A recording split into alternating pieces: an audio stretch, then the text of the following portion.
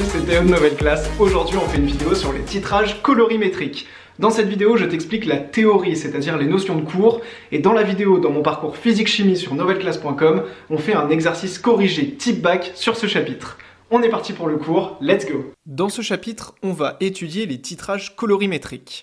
Alors le but d'un titrage, c'est de trouver, de déterminer la quantité de matière ou la concentration d'une espèce chimique. Et cette espèce chimique dont on essaye de déterminer la quantité de matière ou la concentration, c'est ce qu'on appelle le réactif titré. Pour cela, on va utiliser un réactif titrant, c'est-à-dire qu'on va faire réagir le réactif titré avec un autre réactif pour créer une réaction chimique. Il faut que cette réaction soit totale, rapide et unique pour qu'on puisse déterminer la quantité de matière du réactif titré.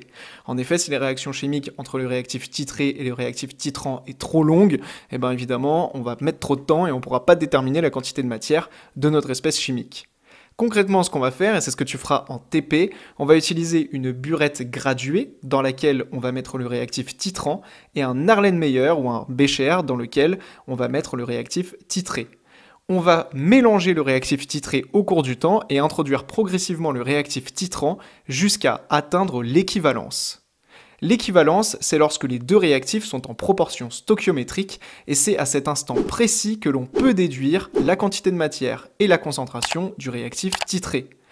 En effet, à partir de ce moment-là, quand on est à l'équivalence, on sait que la quantité de matière du réactif titré divisée par son coefficient stoichiométrique, elle est égale à la quantité de matière du réactif titrant divisée par son coefficient stoichiométrique. On verra ça très concrètement dans les exercices. Pour déterminer la concentration, eh bien on se souviendra que la quantité de matière, elle est égale à la concentration multipliée par le volume. Et pour déterminer le volume, on notera le volume de réactif titrant qui a été introduit au moment de l'équivalence. Ça, cette petite formule, ça nous permet de faire le lien entre la quantité de matière et la concentration qu'on cherche à déterminer. Alors tu vas me dire, ok, tout ça c'est très clair, mais comment est-ce que je fais pour savoir que je suis à l'équivalence? Eh bien pour savoir qu'on est à l'équivalence, et donc pour voir cette équivalence concrètement, on peut utiliser un suivi colorimétrique, et c'est pour ça que le chapitre s'appelle titrage colorimétrique, c'est-à-dire qu'au moment de l'équivalence, eh bien notre solution dans l'Erlenmeyer ou dans le Becher va changer de couleur brusquement d'un seul coup, la solution change de couleur, et ça veut dire qu'on est à l'équivalence. J'espère que cette vidéo de cours était très claire, et maintenant je t'attends sur novelleclasse.com pour accéder à un exercice corrigé dans le détail type bac sur ce chapitre. A tout de suite.